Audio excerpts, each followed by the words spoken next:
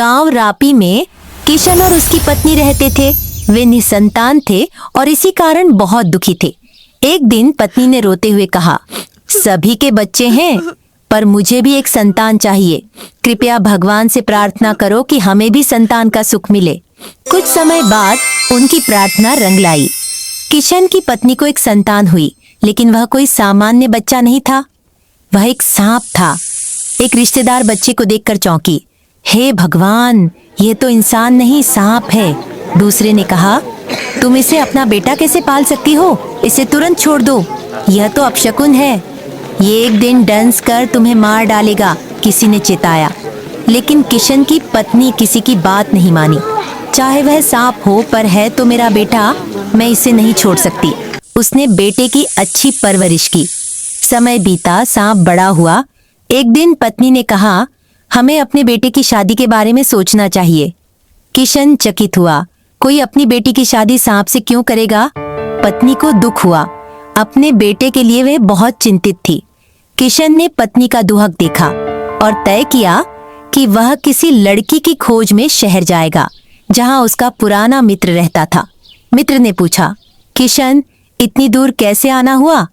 किशन ने जवाब दिया, मैं अपने बेटे के लिए दुल्हन ढूंढ रहा हूँ। मित्र बोला, तुम्हें कहीं और जाने की जरूरत नहीं, मेरी बेटी से उसकी शादी कर लो। किशन ने कहा, पर पहले मेरे बेटे को देख लो।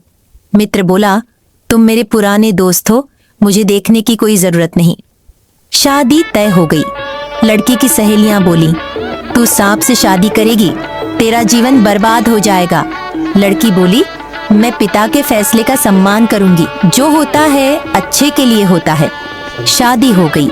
लड़की ने सांप को एक सजे हुए मटके में रखा, रोज उसे दूध फल देती। वह पूरी श्रद्धा से पत्नी धर्म निभा रही थी। एक रात लड़की जागी तो देखा कमरे में एक सुंदर युवक खड़ा था। वह डर गई और चिल्लाई, बचाओ, कोई है।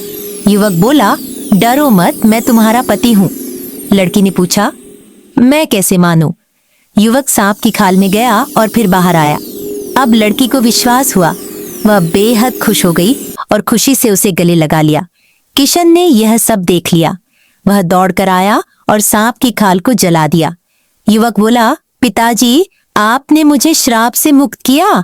जब तक कोई मेरी खाल जलाता नहीं, मैं सांप ही बना रहता। बाद में किशन ने अपने बेटे को गांव वालों से मिलवाया। लड़का और उसकी पत्नी हमेशा खुशी खुशी रहने लगे। सीख, सच्चा प्रेम और विश्वास किसी भी श्राप को खत्म कर सकता है।